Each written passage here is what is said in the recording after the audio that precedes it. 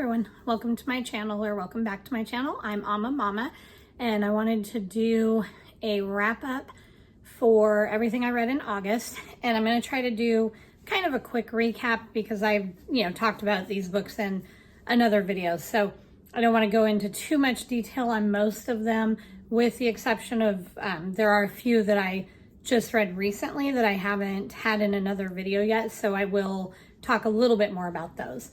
So in August, I listened to James Patterson, The People versus Alex Cross, and this one, I liked it a lot. It was really fun to listen to again. I like the narrator, I like the dramatic effects that they always have, and I'm usually able to find audio versions of these through Libby. And I feel like they would be a quick read because the chapters are pretty short. It's got lots of put down places. They're dramatic without being like over the top, but I just find that I'm really enjoying listening to these. But in this particular book, Alex is on trial for murdering some people who had been, I guess, dressed up as someone who had committed some mass murders. And there's obviously, a lot more to it, but he is on, suspension because of the trial until they get to the end of everything. But there are some other murders going on. And so he is doing private counseling again, because that is something that he has done in the past while he is technically off duty with the force. And because of that, and because of some things that are happening, because blonde girls are being kidnapped, and so he ends up backhandedly kind of helping with the case, while at the same time waiting for the outcome of his case. And there's some new evidence that comes to light and everything, but it was really good. There's a role that his son Ollie takes in this book that I thought was really cool. So it was a fun read. I would definitely recommend it.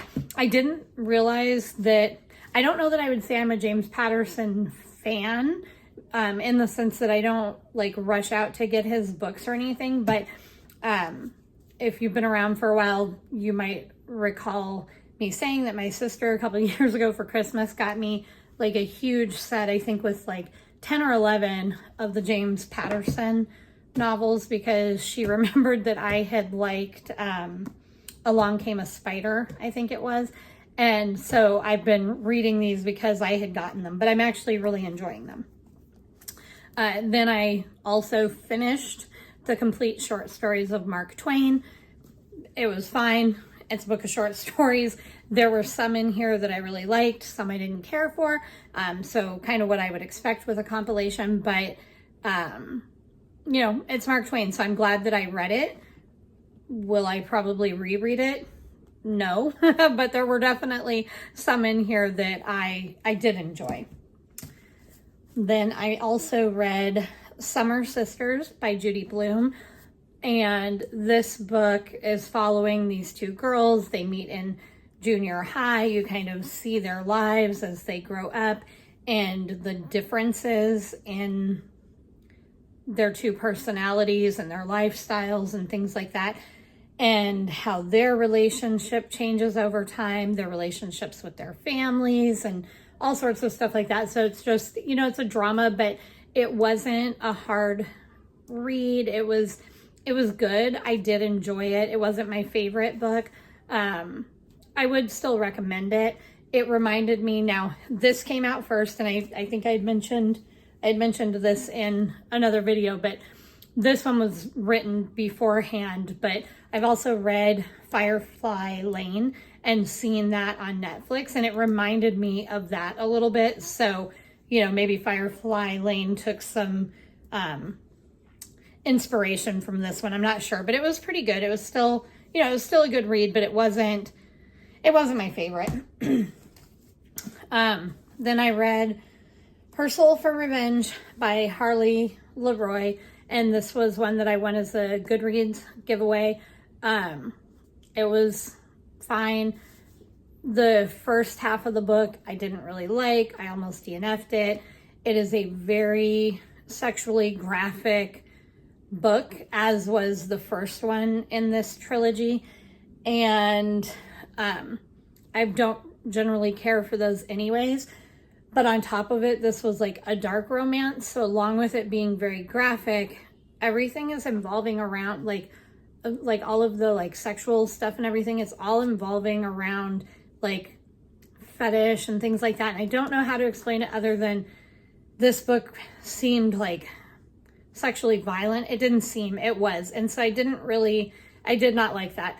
I wanted to kind of DNF it because I was having such a hard time getting through the first part of the book, but because I had gotten it as a Goodreads giveaway, I felt a little obligated to finish it.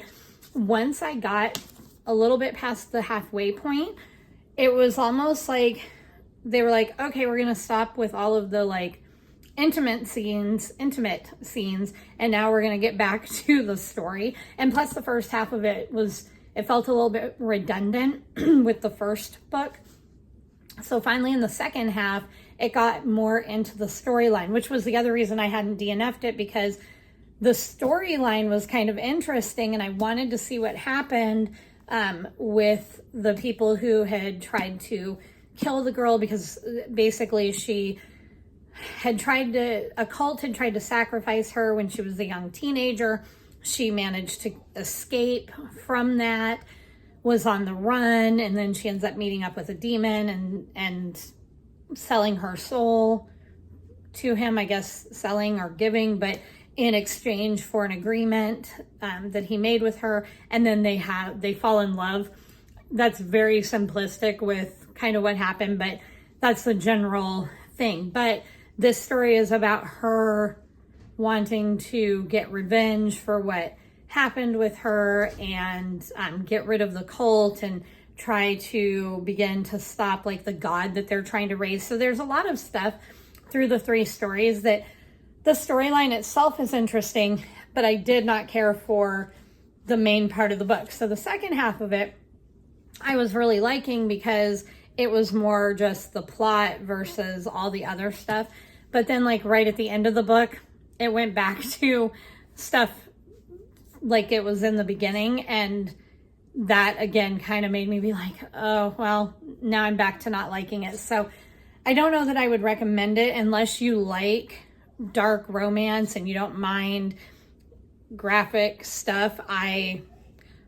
I've discovered that I do not like it at all. And I have the third one in the series that I am probably going to read just to see, because it completes what was happening with what the first two books have tried to start. So it's like, I'm a little bit torn because the plot part of it is interesting and I kind of want to see how that all turns out. But I wish I don't know. I skip a lot of the stuff that I don't need. Anyway, so we'll see. I'm not a huge fan, but I did read it.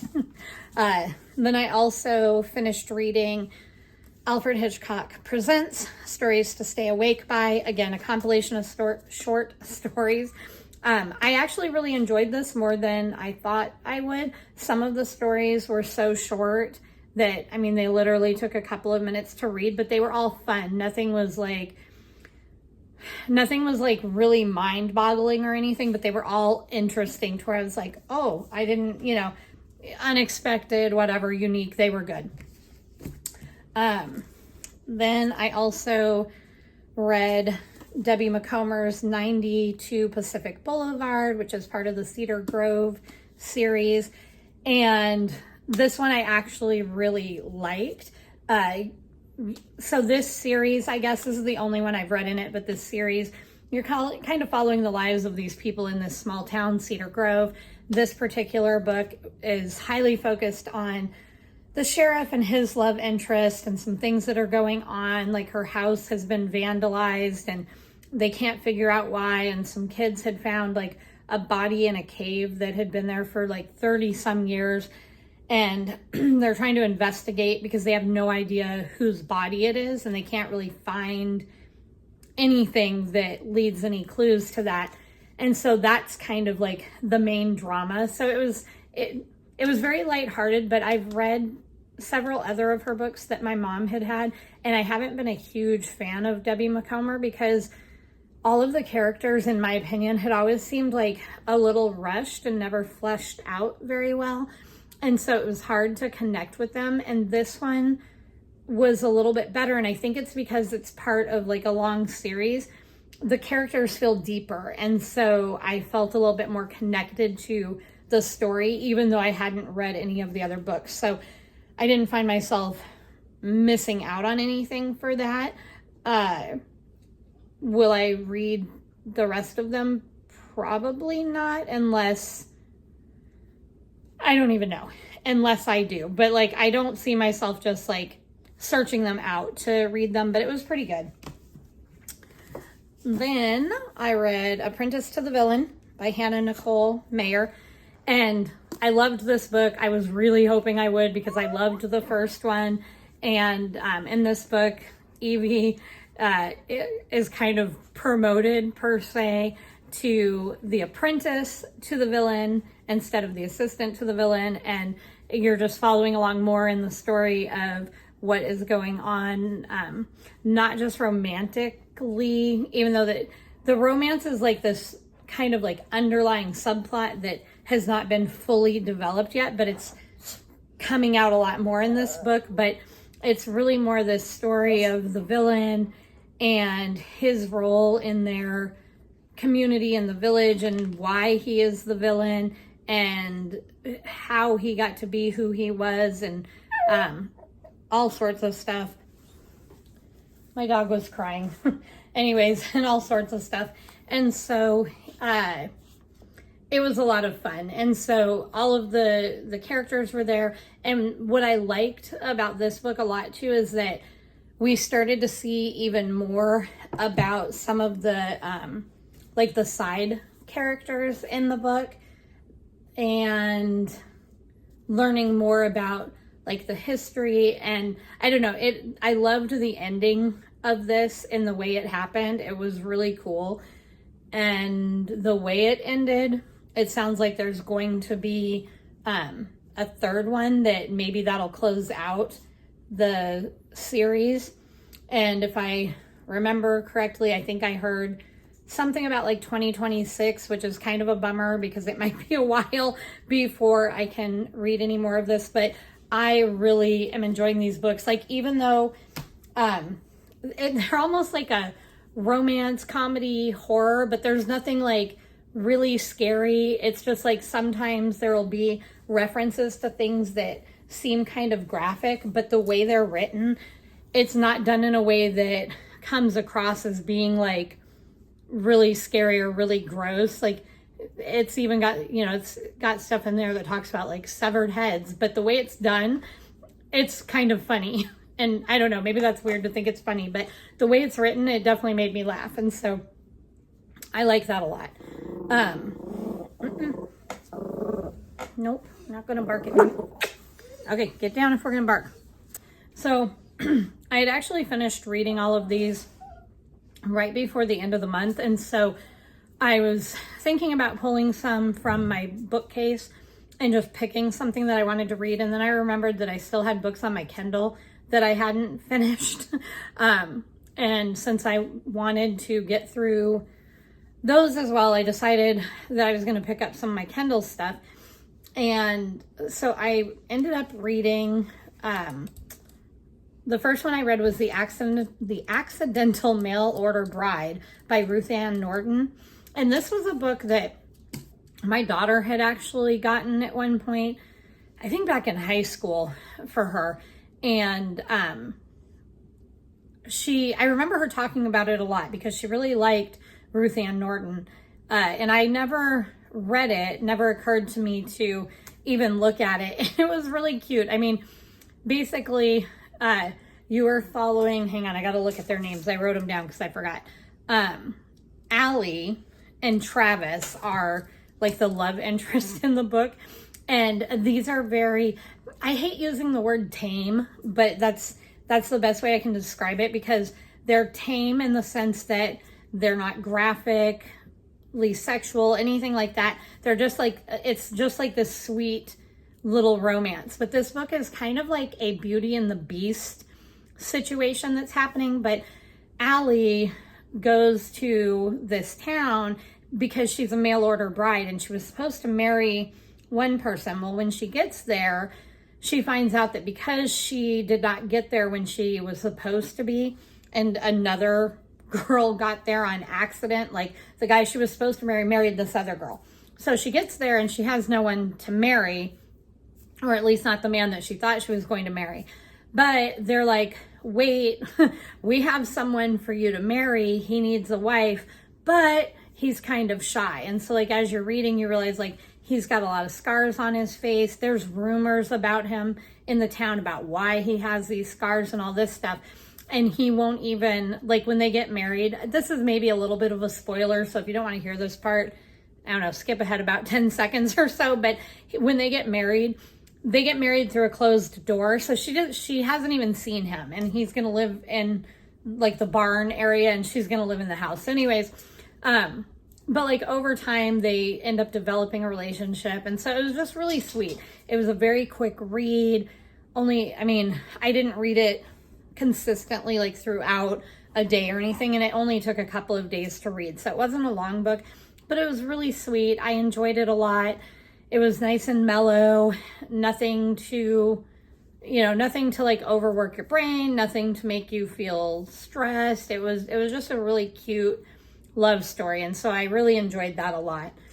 Then I had started back, a while ago, but because I was working on my TBR, I had to put it down for a little while. But I then read I've Said Love by C.P. Cabanis, and it was so cute.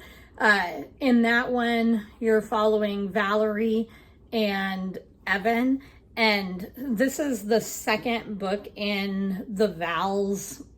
It's not really a series, but like companion books. Like there's a lot of characters that are interspersed throughout all the books, but then each book has their main interests. So the first one in the set is Before and After, and in that one you're following Valency and Will. I don't know if it's Valency or Valency, but you're following her and Will and their relationship. And I talked about that one in a different video in July when I read it. So in this one, we're reading about Valency's best friend, Valerie, also Val, and her love interest, Will. And, but they're planning Will and Valency's wedding for them. And I don't want to say too much more than that because I don't want to give anything away, but it was so cute. I loved the romance in that. I loved the characters, and I loved Valerie, like the whole book. It was so good. It was just a fun, I don't know, lighthearted read, I guess. And so I would definitely highly recommend this. So then I was lucky enough that I received an ARC copy of If I'm Being Honest, also by C.B. Cabanis, and that doesn't actually come out until October. But I got it and I literally read it in one day. It was so good. In this book, you're following Rose, who is Valerie's cousin from the second book, and her love interest. Hang on, I'm gonna mess up his name. It's like Dmitry, but it's spelled different. It's a Russian name. But so she is a makeup artist. He's an anchor at a news station. And it starts out as a fake dating scheme. And I don't want to give away like too much, but one thing I will say is that at first when I was reading it, I'm like, who was Rose? Because I know these books are all interconnected, but I couldn't figure out who Rose was in either of the first books. Well, then it got to a scene in the book that tells you like who Rose is and where she kind of came into the second book. And when it did, I was like, oh, that's Rose. I hated her in the second book because of something that happens. And again, I don't want to give away any spoilers, so I'm not going to share more than that. But I really, really disliked her. But by the point in this story, when I was reminded who she was, I was feeling very conflicted because I was liking Rose. And so I was then like, wait, how is she going to go from being somebody who I was so mad at in the second book to she's someone who now I'm hoping the best for, and that I'm rooting for her in this third book. And it was a great job because like throughout the whole thing, like as you're following the characters, like there was so much emotional growth, and there's a lot of like emotional and mental health kind of things going on as far as relationships with family and parents and all of that. I don't even know how to explain it without giving things away, and I don't want to. It was so good. It was definitely a 5-star read for me. And I would highly recommend you to read it when it comes out in October, because it was so good. Like I said, I picked it up. I actually I read it yesterday. I had picked it up in the morning, and then throughout the day, whenever I had a chance, like I just read it, and I was done before I went to bed last night, because I kept thinking like, oh, I need to put this down and do something else. And then I was like, no, I want to see, what's happening next. Like I want to see this through and finish it. I liked the romance best, I think, in the second book. And I've Said Love, but as far as like the characters and their emotional development and feeling connected to them and everything, I liked, if I'm being honest, a lot better for that piece of it. It's a dual point of view, and so I really liked being able to get like more of that in-depth inside of the main characters, brains and what they were thinking and feeling. So anyways, it was really good. I would highly recommend it. So technically that wasn't read in August, but I didn't want to wait to talk about it since I just read it and it was on my Kindle, and I loved it so much. So in the meantime, I am still working on my 44 Irish short stories. Again, that's going to be one I'm just kind of reading slowly.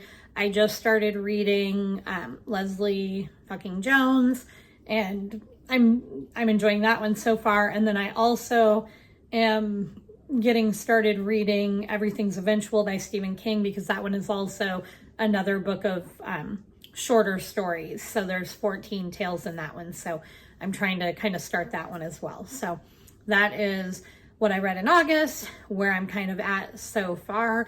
And we'll see where I am next week. I'm not sure, since I'm reading 2 books with short stories.